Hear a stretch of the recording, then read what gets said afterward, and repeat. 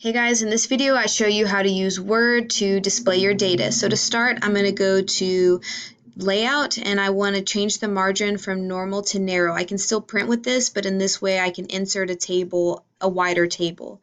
So I'll now go to Insert, Table, and I'm going to insert an appropriate size table to accommodate my data. And my example I'll use our measurements lab table. So I have a column for the ball bearing numbers, 3 columns for the diameter trials, column for the average diameter, average radius, volume calculation, and volume uncertainty. And I will go down an additional 7 rows to accommodate the 6 ball bearings. So I have an 8x7 table. I highlight every entry, and I like my data to look centered, so I highlight, go to Home, and then I click the middle button or the centering the font. And the top row, I like it to be emboldened. That way I can tell the difference between my titles and my data. So this first column are the ball bearings, and we have ball bearings 1, 2, 3, 4, 5, and 6. These next 3 columns are for the trial data. I'm going to show you how to make it look nice though. I highlight the 3 top entries and I right click. Okay, let's try that again. Highlight, right click, go to merge cells. Now I want to split this horizontally. You'll see why soon. So I right click, split the cell. To split it horizontally, I just need 1 column but 2 rows. Insert.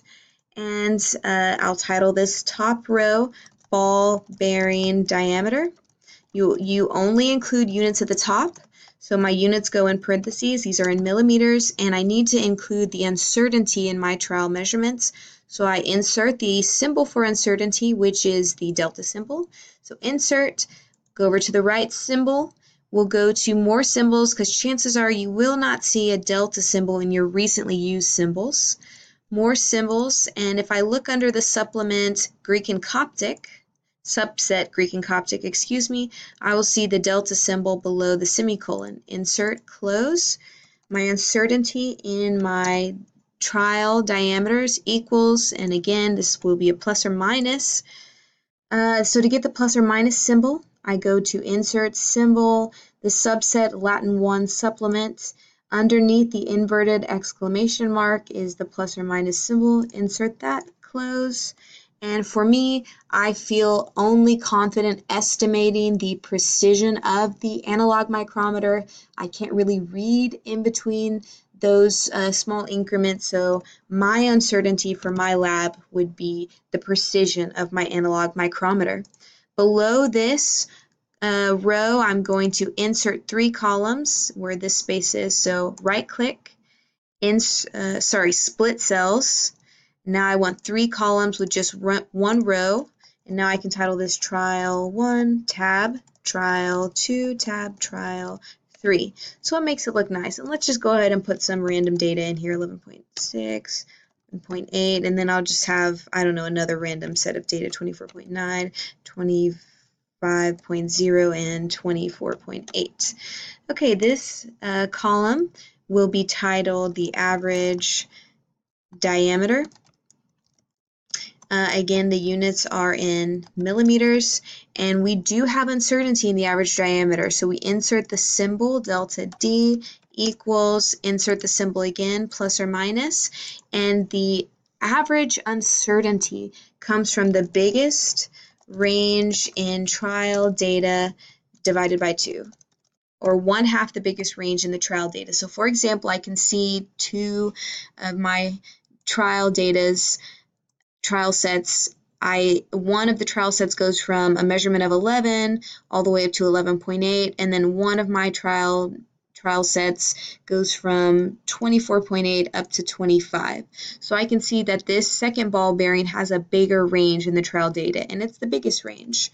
So to get the average uncertainty, I take that 11.8 minus 11.0. That gives me 0.8, and now that's the biggest range. I divide by 2, and this is 0.4. So this is the average uncertainty in my data.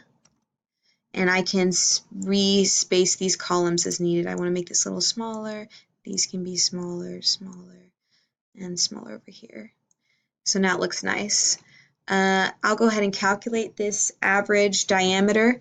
So 11.0 plus 11.6 plus 11.8 All of that divided by 3 gives me 11.47, but I round up to 11.5 because whatever measurements or data I put in here cannot be any more precise than my uncertainty. Now I have my average radius. I include my units, millimeters. I will have uncertainty in the average radius. This uncertainty is related to the average diameter uncertainty. So to get a radius, I take the diameter and I divide by 2. So I'll go ahead and do that. 11.5 divided by 2 is 5.7. Okay. Now, because I have a diameter to get a radius, I need to half the average diameter uncertainty to get the average radius uncertainty. 0.4 divided by 2 equals an uncertainty of plus or minus 0.2 millimeters. I'll space this further like so. All right, so all of my precisions, all of my measurements are consistent with my uncertainties. This will be the volume. Volume has measurements of cubic millimeters. To get into a superscript or an exponent, hold down Control, the Shift button, and the plus button, and this brings me into a superscript. Holding down Control, Shift, plus again takes me out of the superscript. If you want a subscript, Control plus gives me a subscript. Going Control plus again takes me out. So I hope you will use that in the future. To get the volume of a sphere, it's 4/3 times the symbol times pi times r cubed. So why don't we go ahead and calculate it for this 5.7 radius. So I will take the unrounded 5.733, cube it, multiply by pi, multiply by 4, divide by 3, and this gives me a volume of 789.4. I'm maintaining consistency in my precision. Okay, for my volume uncertainty, the volume uncertainty will be in cubic millimeters as well, Control Shift plus.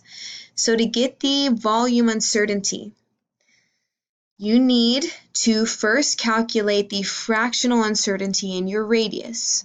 So in this case, for my example, 0.2 divided by 5.7 tells me the fractional uncertainty. So 0.2 over 5.7 gives me a fractional uncertainty of 0.03509.